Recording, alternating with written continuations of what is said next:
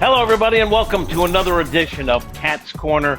Since we're here and we have a little time, go ahead and reach down, hit that like button or that subscribe button. Our guest this week, I'm excited to talk to. He's Cardinals left-hander, Zack Thompson. Always a great guy to talk to. Zack, how you doing? I'm doing good, Jim. Thanks for having me on. Hopefully see you in some warmer weather here in a couple weeks. Yeah, we will. We'll see you.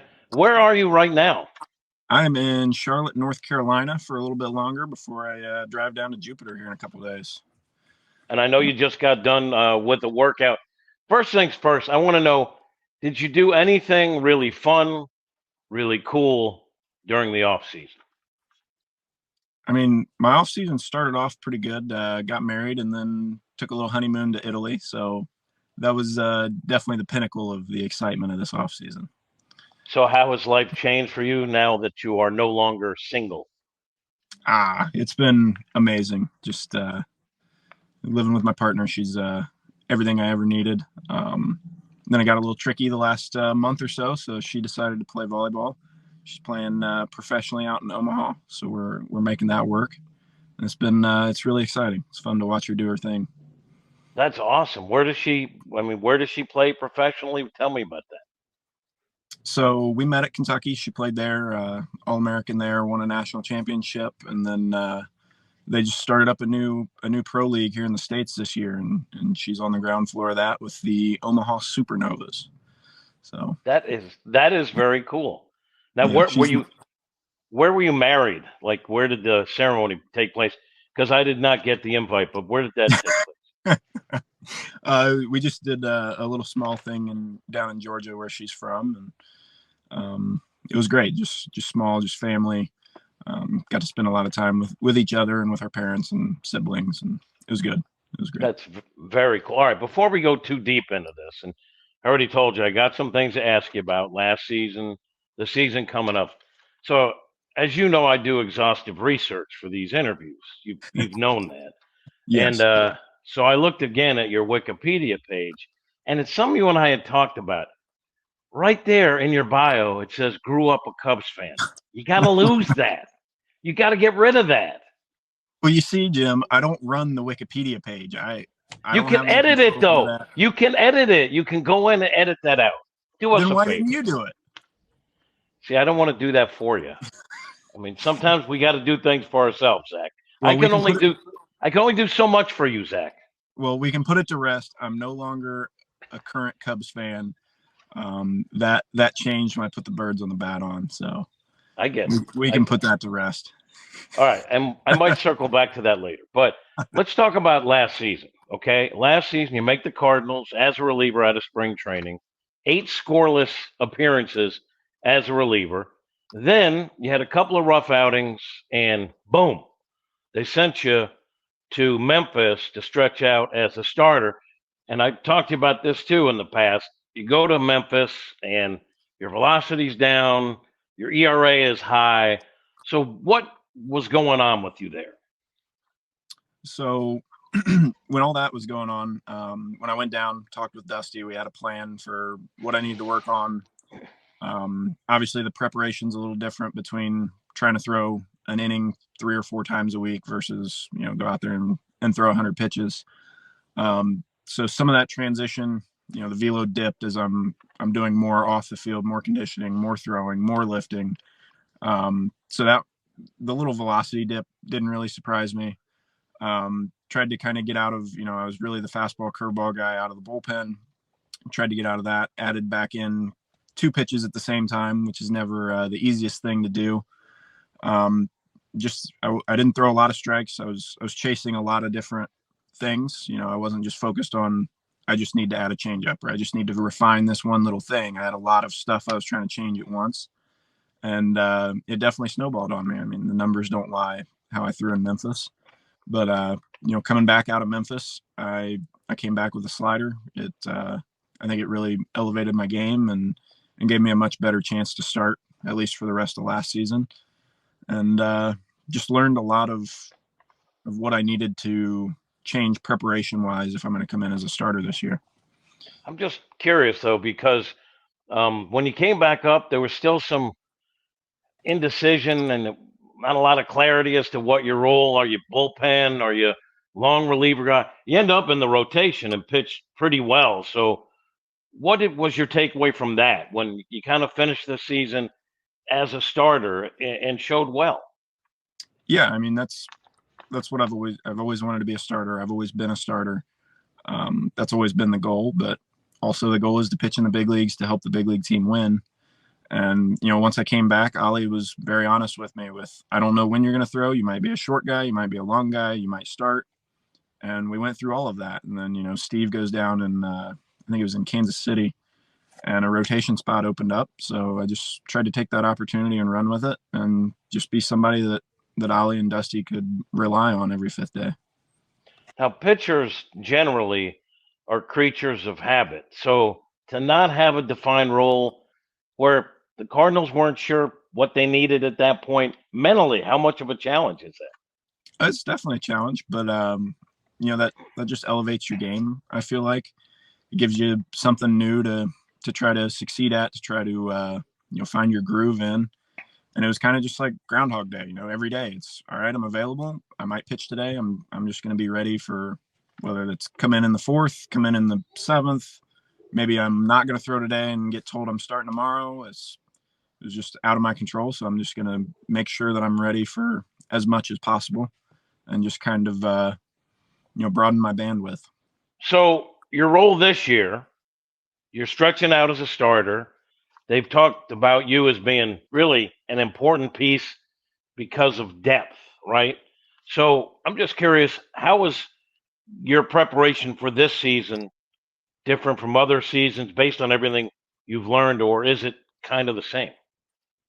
It's a little different this year. I've been very open about, my goals coming into this off season.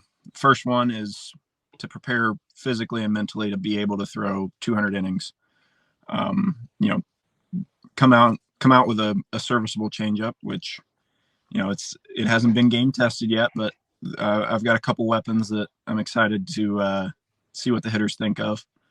But just taking what I learned from pitching in the rotation last year, I feel like I've learned how to be a reliever at the big league level now. And then I had another month or two there to learn some of the different aspects to making it through a lineup 2 or 3 times in the big leagues. So really my sights all off season. I know there's been signings. I know all of the words that have been thrown out there, but my sights are set on trying to make a push to make the rotation out of camp and do everything I can to help the team win and put up 20, 30 starts and just see where we go from there. So this offseason, the Cardinals go out and they sign 3 starters, Lance, Kyle, and Sonny. I know you know Sonny a little bit, right? Yeah, a little bit. So I pitched a little in college and in his earlier years in the big leagues. And then we actually worked out together some in Nashville last offseason. That guy's awesome. He's a gym rat. He is obsessed with baseball. You already know he's always carrying a ball around with him. He's always talking pitching. And he's a very down-to-earth guy. There's never been any kind of seniority barrier or anything. It's just he's talking to another baseball player. It doesn't matter who it is. Does everyone know that he carries a baseball around with him everywhere he goes? Because he did that at his introduction news conference. Mm-hmm. And then people are like, does he really do that? And when I talked to him at the winter warm-up, I didn't see a ball. It was in his pocket. He had it. Does everyone know that's what he does? That's his thing? Oh, yeah. He's always got a ball on him, and he's always ready to talk pitching. That's pretty cool. One of the things you talked about in terms of your preparation as you got ready with talking to Dusty and everything was the physical side of things. Like there was a time where you transformed your body. You lost weight, you built some muscle up. Like, how did you do that? Because obviously one of us still needs to. A lot of consistency. I got big into a good mobility program. Had a good workout program. Was just getting after it every day and just chipping away and putting in the work every single day. Eventually pays off at some point, and I think the results showed that year. One of the new things that we'll see with this ball club is life without Wayno. You've been around the Cards a little bit. What things did you pick up by watching Wayno do what Wayno did? I mean, that guy is just a walking textbook of baseball knowledge. Everything from, little things, shagging BP and just talking pitching, or watching the way he handles his routine.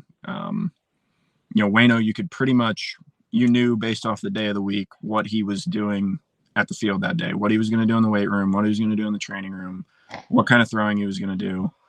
And then he always brought a very positive energy. It didn't matter what he was going through.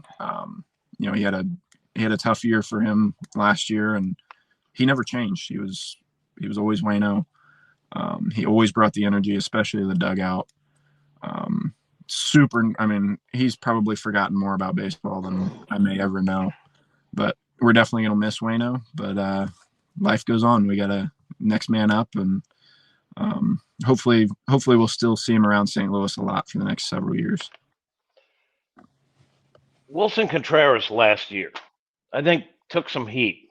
Probably not really justified.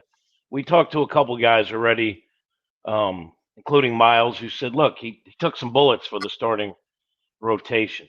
But I think he won everybody over with his passion and his fire. Not just you guys, but I think fans too. Everyone saw what this guy, Willson Contreras, is all about. Just your thoughts on working with him and what he brought to the table. Willson is awesome. We clicked from day one. He is an absolute competitor. That dude, he will do anything for his team, for his pitchers. He works his butt off. He's always competing. And yeah, I don't think it was fair that he caught as much flack as he did.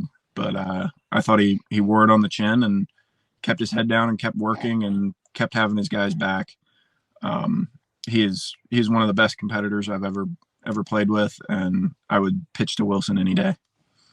What was it like being around him when he was going through that? Because I know he wasn't comfortable with the criticism, everyone talking about him again, probably not justified, but he was taking the heat. What was he like to be around? He was still awesome. You could tell it hurt, as it should. He loves his team, and we're all brothers to him. He always calls me hermanito, so I'm his little brother. He definitely he was going through it, but he didn't let it show too much. You could tell his heart was heavy, but he still had his guys back. He competed his butt off and basically wanted to prove that he was not a problem, that he knows the game, he knows how to catch.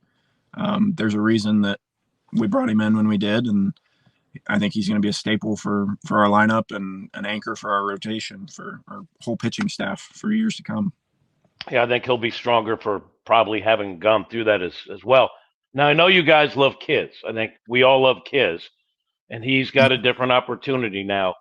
But I know you had a chance to see Ivon Herrera, who'll be the backup, who basically renovated his swing.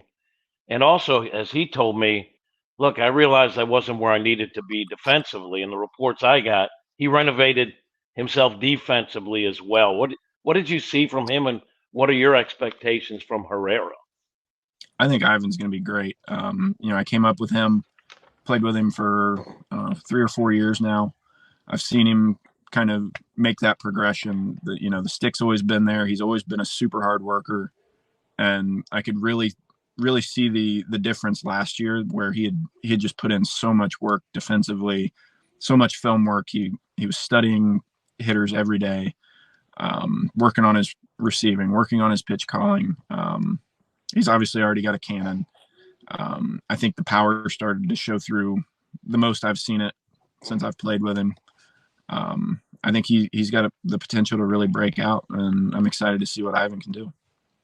What was it like last year when the obviously ball club was kind of finishing up what had been a rough season? You had ups and downs along the way.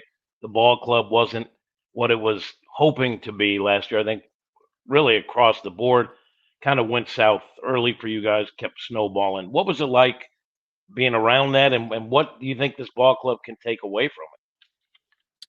It was definitely challenging. Everybody on this club hates losing, like really, really hates losing, and it was tough to go through it. But I felt like the veterans, they stayed anchors. They were consistent. They were in the same headspace every day. The message was always the same.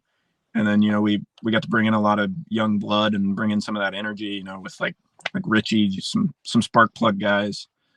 So I think that mix, we found a way to still have some fun at the field. Obviously, everybody hated losing, but we were all just trying to take our opportunity and run with it. And really, I mean, by the middle of the year, we kind of had our sights set on, all right, what do we need to change? What do we need to improve on? How are we going to come out of this offseason a much stronger ball club? And I think we already are well on that path. There's been a lot of talk in the group chats, and I'm really excited to see what this team does this year.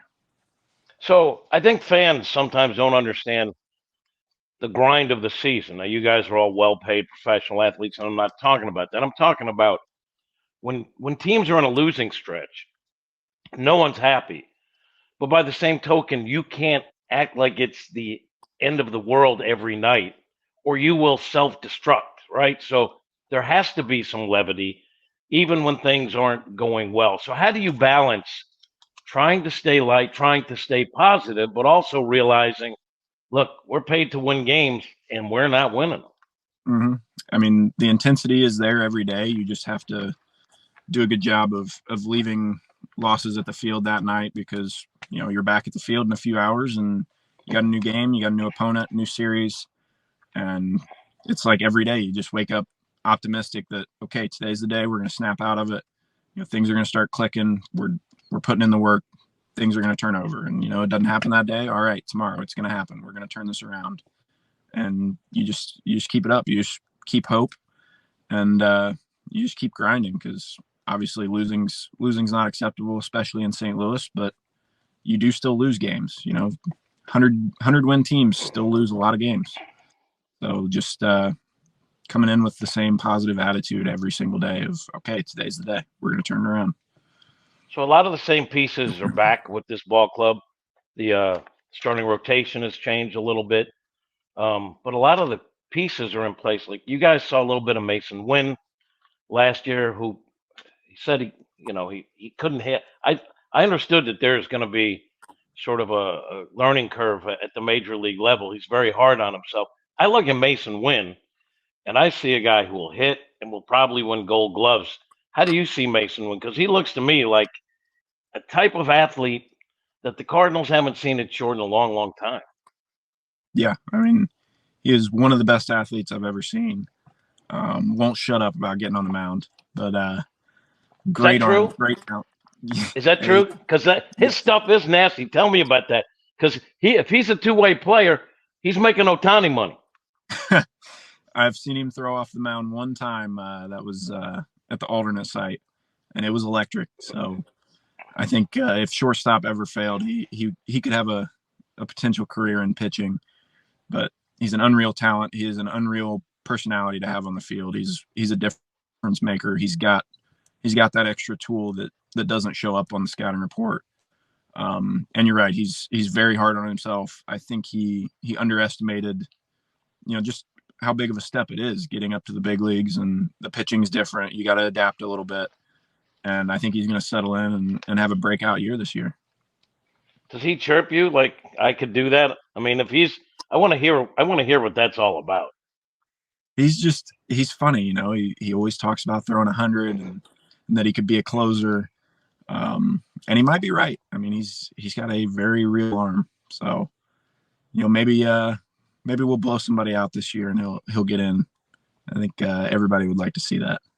Listen, when Paul Goldschmidt says, I've never been afraid playing first base, except this past season I was, when I knew it was going to be a close play, and I got Wynn throwing the ball to me because he throws that hard. That's saying something. Yeah, I think that speaks more than anything I could ever say about Mason. I mean, having praise like that from Goldie, I think that tells you how real that arm really is. I'm going to circle back here. So you're an Indiana guy, grew up a Cubs fan. How does that happen? Is that like Cubs territory? How does that happen? at his Cubs territory, WGN was on every day. That was really the only team that was on TV every single night, and fell in love with the lovable losers at the time. Was there a big leaguer, a pitcher, someone that you were like, I want to be like that guy? From the Cubs, I was a big Carlos Zambrano fan. I liked Kerry Wood. Eventually John Lester when he got there, a little towards the end of my fanhood.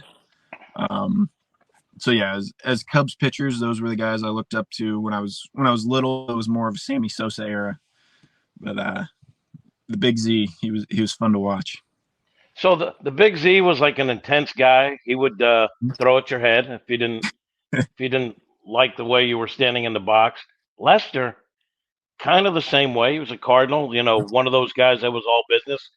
Do you take anything from those guys? Yeah, absolutely. They're fierce competitors, and I think you have to have that edge to succeed as a starting pitcher in this game. You have to have a little bit of that in you, and they had some Bob Gibson in them. You control the plate, you control the game, the ball's in your hands, and they took that to heart, and I think it puts hitters on the defensive. Spring training is really right around the corner now. Tell me what your day looks like, what you're doing in terms of getting ready, like how much you throw, how much do you lift, how much do you do other things? Preparation wise, like right now, lifting's starting to tail off more into in-season stuff a little bit, kind of in that transition phase. Usually come in, hit all my soft tissue, hit any kind of prep work I need, depending on the day, always playing catch. Some days long toss, some days a little lighter. Bring it in, spin all my stuff, which takes a little longer now. I got a few more toys. Some days get on the mound. If not, get my sprint work in, get a workout, do some arm care, just hang out with some of the other gym rats. And it's been a good culture. It's been a good off season for me to kind of be around that environment and just be around a lot of grinders that are trying to make it. I'm a little bit of a gym rat. I just like spending my day there, spending as much time as I can in the gym, around guys throwing, watching pins, stuff like that. So just getting work in at the office. Mentally, are you like, I'm going to be in the starting rotation? You have to, even if everything goes well with the starting rotation as it sits now, is that how you have to approach it? Like, I got to be ready to go. Absolutely. There's no half in, anything can happen, and it's all out of my control. So all I can do is just come in and try to earn a spot or make it hard on those guys. And, we'll see where we end up come April, but my eyes are set on the rotation.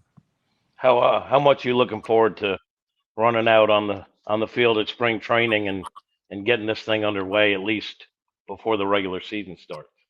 Almost as much as I'm excited to run out to Busch on opening day. Well, I guess it won't be opening day this year, but maybe a week later. I think Cardinal fans are excited. I'm excited. I know you're excited to be on Cat's Corner. Thanks for being on and spending a little time with us. I think you're a pivotal guy because whenever they say that we got 5 stars, we got 6 stars, you always are down to 2 or 3 at some point. And at some point, other people got to pull the rope, and your guys got to pull the rope. I know you look forward to that. Absolutely. Plan on pulling the rope wherever I'm at, whatever role that may be. But we're all pulling in the same direction. So competition's always healthy in spring training. Once again, Zach, we appreciate it. We'll see you at spring training. That's going to do it for this edition of Cat's Corner. Before you head out the door, we gave you a nice interview. Do us a favor. Hit the like button, hit the subscribe button, and we'll see you next time. Zach, I appreciate it. Thank you. Thanks, Jim. Always a pleasure.